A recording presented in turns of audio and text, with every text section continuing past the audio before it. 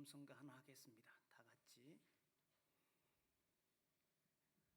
기도할 수 있는데 왜 걱정하십니까? 예, 함께 찬송하십니다.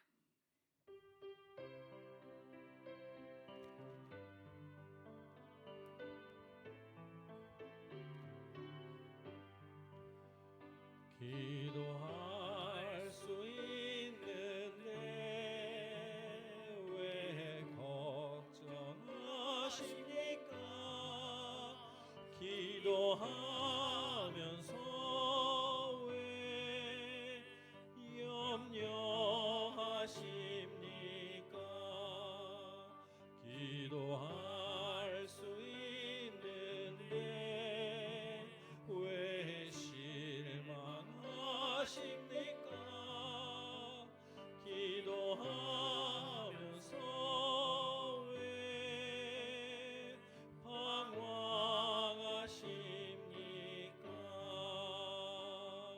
주님 앞에 무릎 꿇고 간구해 보세요. 마음을 정결하게 뜻을 다하여 기도할 수 있는데 왜 걱정하십니까? 기도하면서 왜 염려하십니까?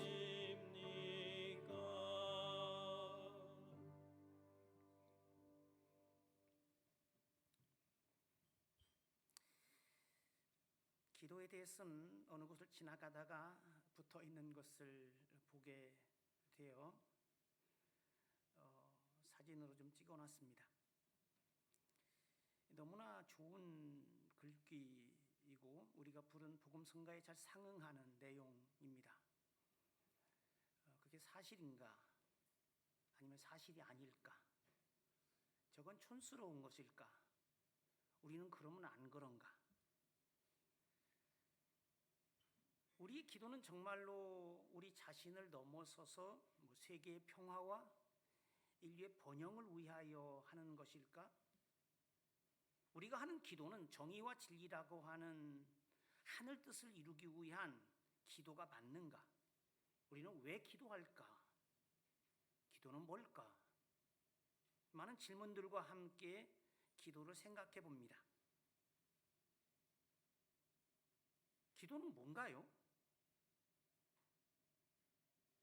우리는 왜 기도를 할까요? 우리는 정말로 기도를 할까요? 이는 교회에 왜 오느냐 하는 물음과 관련되어 있습니다. 교회는 기도의 집으로 정의됩니다. 이사야 56장 7절에 보면 이렇게 나와 이는 내 집은 만민이 기도하는 집이라 일컬음이 될 것이다 라고 되어 있고, 예수께서도 성전 숙정을 하시면서 이 구절을 인용하십니다. 기록된 바 내 집은 만민이 기도하는 집이라 칭함을 받으리라고 하지 아니하였느냐? 너희는 강도의 소굴을 만들었다 고 이야기하죠.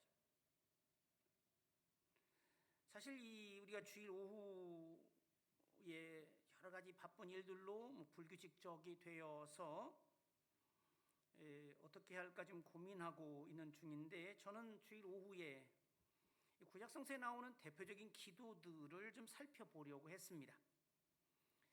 우리가 이 모든 걸 압축하고 축약하는 것은 좀 위험한 일이긴 한데, 크게 대별해서 신약성서가 교훈과 권면을 포함한 설교집에 가깝다고 한다면 구약성서는 계명과 기도의 책이라고 부를 수도 있을 것입니다. 어쨌든 성전으로 불리는 이 특별한 집은 기도를 위해 지어진 집입니다. 달리 말해 성소는 하나님의 이름을 부르기 위하여 오는 사람들을 위하여 그들이 부를 그 이름을 위해 지어진 소위 그분의 이름 보관소와 같은 곳입니다. 기도란 사실 그의 이름을 부르는 행위죠. 그의 이름은 그분에게 접근할 수 있는 길입니다. 어떤 보이는 것, 사물을 통하여 볼 수 없는 대신에 그는 자신의 이름을 부르는 이의 소리를 들으십니다. 십계명의 두 번째 계명이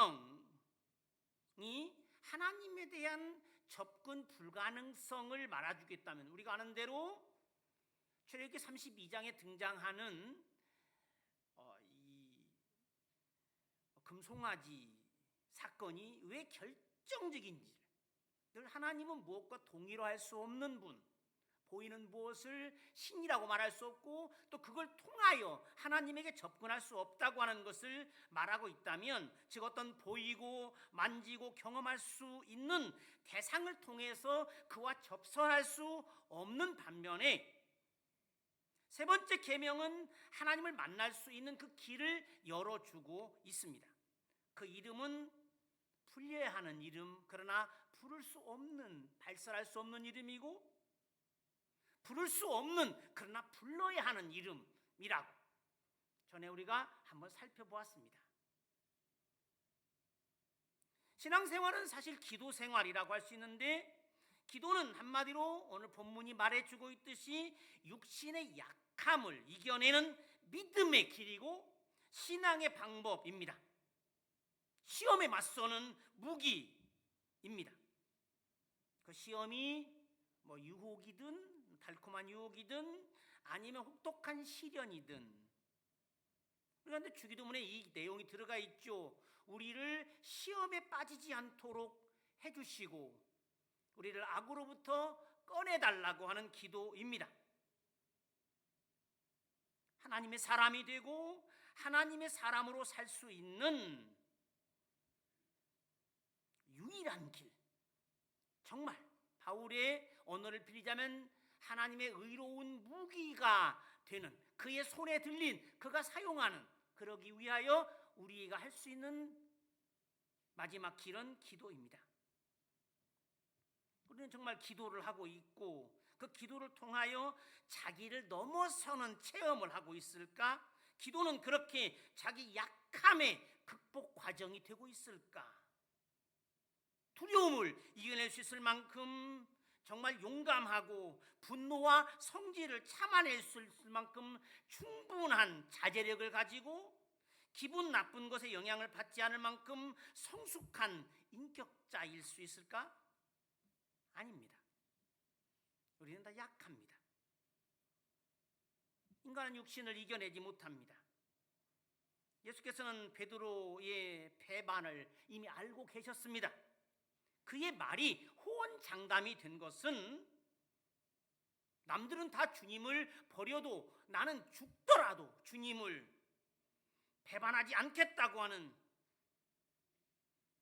그런 마음이 없었기 때문이 아니라, 그는 그 공포스러운 분위기 앞에서 무너지는 약한 인간이었기 때문입니다.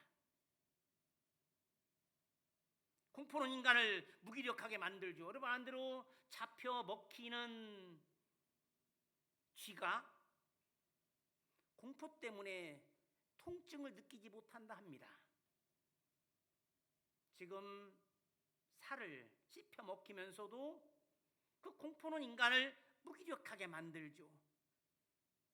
두려움에도 불구하고 비겁함을 이기는 용기를 내거나 또 패배 위협에도 끝내 버티는 인내력이나 또 끓어오른 분노를 억제하고 제하는 절제력이나 자신을 끌고 가는 유혹의 강력한 매력에 맞서는 저항 등등 모두 힘입니다. 힘이 있어야 합니다. 그런데 인간은 스스로 그 힘이 충분하지 않습니다. 어떤 분은 사실 나에게는 하루 분량의 힘밖에 없다고 표현하는 분이 있습니다. 하루 쓰면 다 소진되는 조그만한 힘의 주머니가 우리 자신이고, 젊었을 땐 조금 나은지 몰라도 하룻밤만 세우면 후유증이 오래가죠. 이성이 감정보다 강하지 못하고 마음에 솟구치는 화와 어둠의 그림자 같은 절망을 이길 만큼 마음이 튼튼하지 못하고 또 유혹과 시련에 맞설 만큼 충분히 우리는 견고하지 않습니다. 가장 위험한 사람은 내가 전도는 못해도 내 신앙 하나는 지킬 수 있어. 자신감을 가진 사람이 가장 어리석고 가장 위험한 사람입니다. 인간은 욕망을 지배하는 대신에 오히려 그것에 지배를 받죠. 바울이 분명하게 말하고 있듯이 사람의 삶은 이중적입니다. 마음은 선을 원하지만 육신은 죄의 법을 따릅니다. 이 로마서 7장에는 그런 내용이 있죠.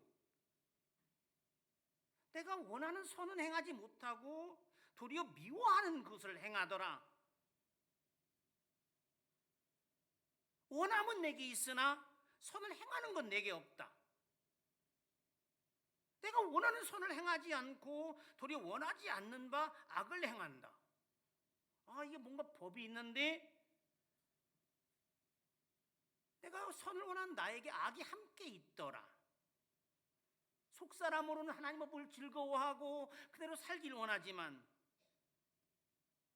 죄의 법이 내 속에서 나를 갈등하게 하고, 갈등만 하는 사람도 뭘 훌륭한 사람이라고 할 수 있겠죠.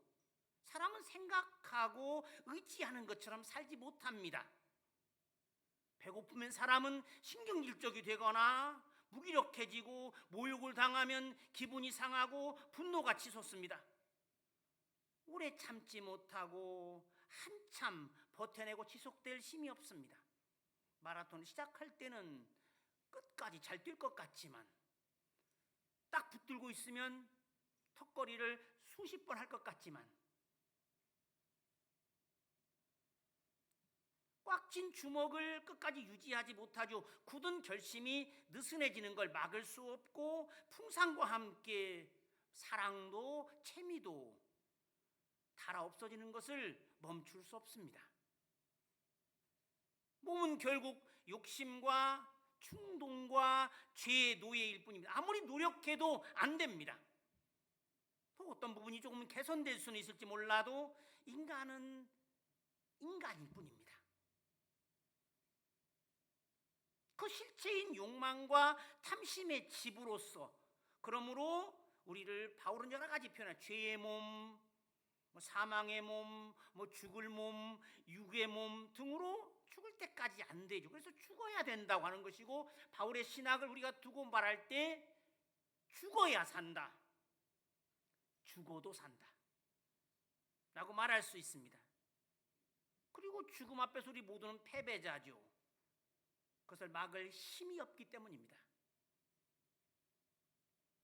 약한 자여 그대 이름은 여자니라. 이 셰익스피어의 4대 비극 중에 하나인 햄릿의 주인공 햄릿이 어머니 거트루트를 비난하며 하는 말이죠. 오 신이시여, 어머니는 언제나 아버지에게 매달려 사랑을 갈구했지.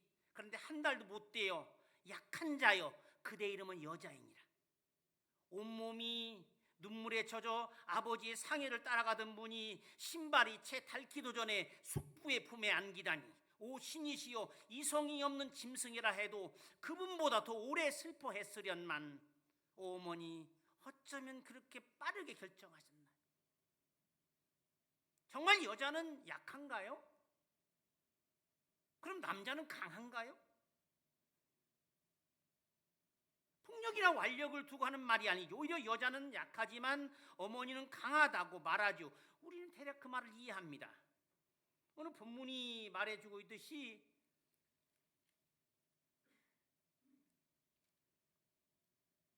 사람의 가장 무거운 게 뭐라고 합니까? 눈꺼풀입니다. 황후장사도 견뎌내지 못합니다.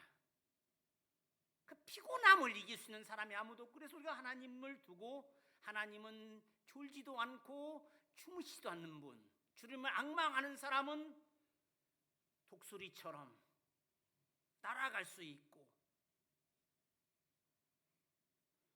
스스로 극복할 수 없는 약함을 이겨내기 위하여 우리가 기도하는 것이라면, 우리의 기도는 정말로 그 모든 육적 약함을 이겨내는 힘을 갖고 있을까? 우리는 정말 그렇게 하고 있을까? 입맛이 떨어졌을 때 감사의 기도를 하고 나면 입맛이 돌아오나?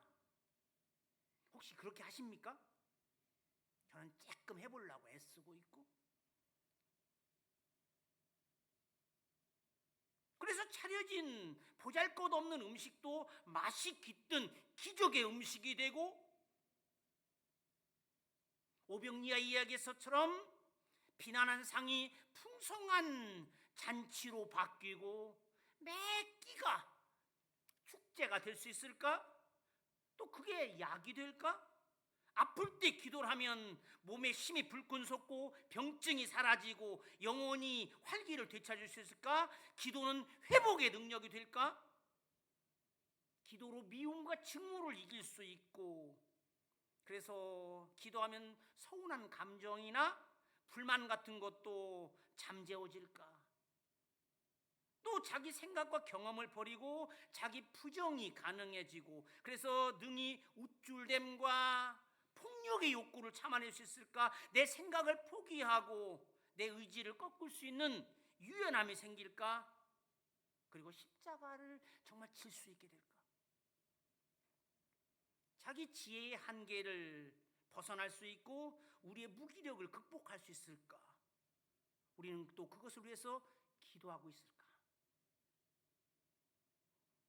기도는 항상 말씀과 짝을 이룹니다. 디모데전서 4장 5절에 의하면 말씀과 기도로 거룩하여진다 는 표현이 나옵니다. 사도행전 6장 4절에 소위 사도들이 7집사를 선택하면서 했던 그 말처럼 우리가 말씀과 기도 사역에 전무하겠다. 사도들은 그 일을 하는 사람들이죠. 성도들을 거룩한 제물로 만들기 위하여 말씀을, 기도를 하는 사람들입니다. 기도는 하늘의 뜻이 이루어지기를 위한 인간의 응답 행위입니다. 시편 중에 특별히 119편은 주의 말씀대로를 기원으로 하는 내용이 있습니다. 말씀은 살리고, 말씀은 세우고, 말씀은 깨닫게 하고, 말씀은 건지는 실체입니다. 바울도 그죠. 말씀은 믿음의 씨앗이다. 믿음은 어떻게 생길까요? 들음으로 생기는 것이고, 그 들음은 그리스도의 말씀을 이야기합니다. 그 힘을 가진 주의 말씀이 이루어져야 한다는 것이 마리아의 기도에서 뚜렷해집니다. 그녀는 처녀의 몸으로 아들을 낳아야 하는 상황에 처하게 됩니다. 가브리엘 천사가 와서 이야기를 합니다. 평안하냐 샬롬 묻고, 너는 은혜를 얻은 자고, 그 은혜가 뭡니까? 아이를 낳으라는 겁니다. 처녀가. 여러분, 당시 그것이 무엇을 뜻했는지는 우리가 이해하기 어렵습니다. 창세기 38장 24절에 보면 유다가 임신한 며느리 다말을, 임신한 사실 알자 그녀를 끌어다가 불태워버리라고 이야기합니다. 천사를 통해 전원된 메시지는 한마디로 언어 도단입니다. 그녀를 통하여 구세주를 낳게 하는 것이 하나님의 뜻이라고 하는 것인데, 그녀가 그럼에도 응답하죠. 마리아가 이르되 주의 여종이오니 말씀대로 내게 이루어지이다. 이게 기도입니다. 기도를 이루어 주실 분이신 하나님을 향한 바람의 표현이요 간청이죠. 그것이 그의 이름이 거룩하게 되는 것이고 그의 뜻이 이루어지는 것이 우리가 늘 기도하는 주기도의 내용입니다.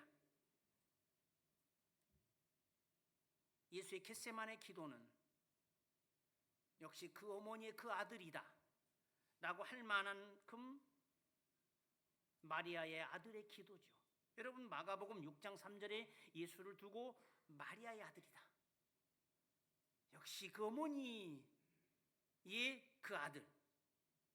기도는 하나님과 대면으로 이루어집니다. 골방에서 드려야 하는 맑은 거울 앞에 벌거벗고 서듯 그분 앞에 가장 정직하게 서보는 행위. 세리가 그랬죠. 누가복음 18장 13절에 바리새인과 세리가 함께 기도하러 성전에 올라갔을 때, 여러분, 근데 바리새인의 기도는 사람들 앞에서의 자랑이었죠. 기도라는 형식 속에 있으나 나는 저런 친구들하고 다르고 일주일에 또 하고 감사합니다 주님 이렇게 살 수 있어서. 그런데 세리는 어떻습니까? 그는 멀찌감치 가까이 다가가지도 못하고 감히 하늘을 쳐다보지도 못하고 이야기해 주여 너는 죄인입니다. 불쌍히 여겨주십시오. 이것이 충분한 기도였습니다. 거룩하신 분 앞에 서게 될 때 낡은 자신의 옛 모습이 제대로 조명되고 그래서 자신의 진짜 모습을 보게 되고 회개하지 않을 수 없게 됩니다. 제가 아는 군산에 우리 기장교회를 다니는 어떤 권사님이 한 분 계신데 이분의 간증입니다. 교회를 하다가 속상하고 또 의욕을 또 잃기도 하고 그래서 기도를 하면서 하소연하듯이 하나님에게 얘기하죠. 하나님 저 암흑의 권세 때문에 도대체 교회를 못하겠습니다. 그 여자만 오면 이 모든 게 흐트러지고 그 사람 때문에 어떻게 하면 좋겠어요. 저 이제 더 이상 교회를 안 하겠습니다. 그랬더니 하늘이 뭐라고 그랬을까요? 너나 잘해라 그러시더라고요. 너나 잘해라. 그리고는 이제 집에 가라. 알겠습니다. 내일 또 오겠습니다. 내가 심판받고 내가 다시 조용되는 과정. 기도는 예의를 차리는 식의 어떤 의전이 아니라 신 앞에 자기를 세우는 모험적 행위입니다. 자기 전체를 거기에 내맡기는 것이 아니고는 기도일 수 없습니다. 다른 대로 하나님을 만나는 것은 늘 죽음을 염두에 두어야 하는 그를 보고는 이제 큰일 났네. 내 입술이 부정한 사람이고 죄인인데 목숨을 걸고 만나는 행위입니다. 그러므로 기도를 한다는 것은 감히 하나님과의 접촉을 시도하고 그 최고의 기준에 맞추려고 하는 몸부림이고 그 지혜의 원천과 부단히 대화하는 끝까지 다름 아닌 하늘의 뜻을 물어보고 그게 맞는지 다시 묻고 또 확인하고 상의하는 방식으로 그렇게 가장 정교한 숫돌에 날카롭게 칼을 갈듯 그 예리한 칼로 자기의 생각과 마음을 분해하고 쪼개보고 그리고 자기의 사고를 가장 첨예하게 담금질하고 자기 한계를 초월해가는 것이고 그 능력의 근원에 지속적으로 손을 뻗는 영혼의 몸짓이라 여깁니다. 진정으로 바라고 소원하지만 안 되는 것을 되게 하는 오늘 하긴 하지만 잘 살고 싶지만 참 의로운 자가 되고 싶으나 때로는 비겁하고 버티는 힘이 없고 약해서 그 무수한 영적 투쟁으로서 기도의 과정을 거쳐 육체적 약함을 걸러내고 비워진 자리에 하늘이 주는 용기로 채워왔을까? 욕망에 붙들려 그 내적 충동을 이루려고 하는 육적인 자신을 넘어서 하나님의 손에 들린 의로운 기구로 기능하도록 의롭고 선한 사람으로 변화되고 거듭나는 그 불가능한 과정을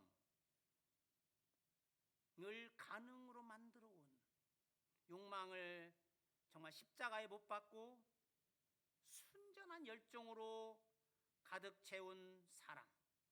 그래서 하는 것마다 하늘 뜻을 이루고 열심을 내면 낼수록 하나님의 의가 이루어지는 순전하고 깨끗한 열정에 사로잡힌 새 사람이 될 수 있을까?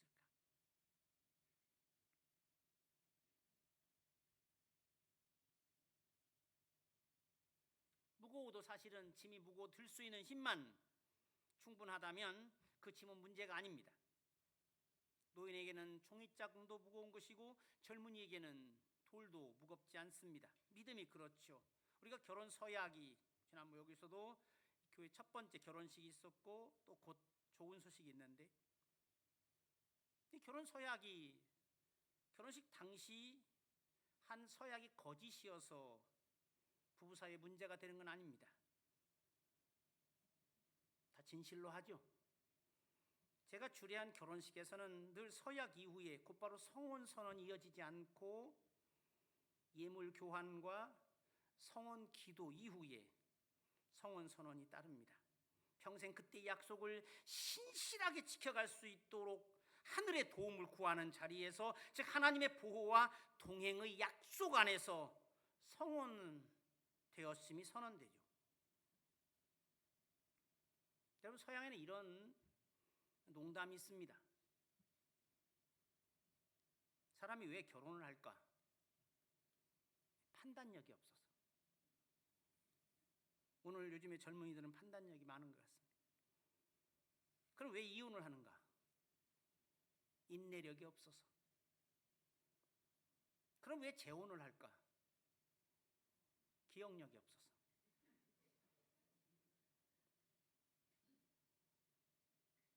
예수께서 말씀하셨죠.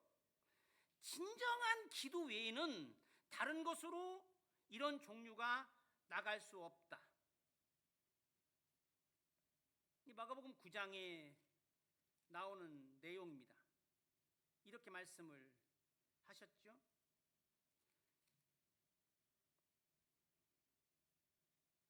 기도 외에는 다른 것으로 이런 종류가 불가능하다.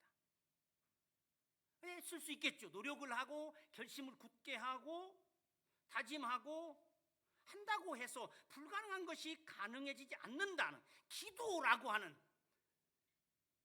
그것을 통하여 하나님과의 부단한 대화, 그 위험한 일을 감행하며 이루어지는 것입니다. 예수께서 이르시되 기도 외에 다른 것으로는 이런 종류가 나갈 수 없다. 저는 늘 생각을 합니다. 예수께서는 어떻게 끝까지 그 불합리하고 의욕이 있을 무수한 유혹과 크나큰 시련으로 점철된, 그래서 마치 평생 맞바람을 맞는 그런 것 같은 상황 속에서도 끝까지 하늘 아버지에 대한 흔들리지 않는 순전한 믿음을 가지고 있었을까? 주님도 말씀하셨죠. 끝까지 견디는 자는 구원을 얻으리라. 뭔가 잘 안 되고 할 때마다 생기는 의욕들, 어떻게 그는 진실로 기도하기 전까지, 그래서 하나님을 만나고 깨지고 새로 나기까지 자신이 부정되고 두 손 들고 하나님의 온전한 인도를 받고 능력을 힘입기 전까지 인간은 그것을 이룰 수 없습니다. 진정한 기도가 반복될수록 자신은 정죄되고 다시 태어나게, 그 기도가 자신을 변화시키고 자신을 이끌어가고, 우리는 십자가를 앞둔 기도에서 예수께서 그동안 얼마나 진실하게 그리고 많이 기도하셨는지를 가늠할 수 있습니다. 그래서 그는 그 모든 욕망을, 두려움도 고민도 주저함도 털어내고 하늘 아버지의 뜻에 따르게 된 것입니다. 기도는 깨달음, 즉 참 지식과 그것을 이룰 힘, 즉 용기를 줍니다.